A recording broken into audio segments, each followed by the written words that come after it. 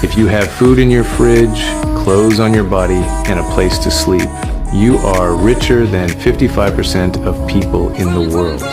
If you have money to spend as you wish and freedom to go anywhere you want, you are among the top 8% of the world's population. If you are alive today with more health than illness, you're more blessed than the 1 million people who won't survive this week. And if you can read and understand this message, you are more fortunate than the 500 million people who cannot see, cannot read, and cannot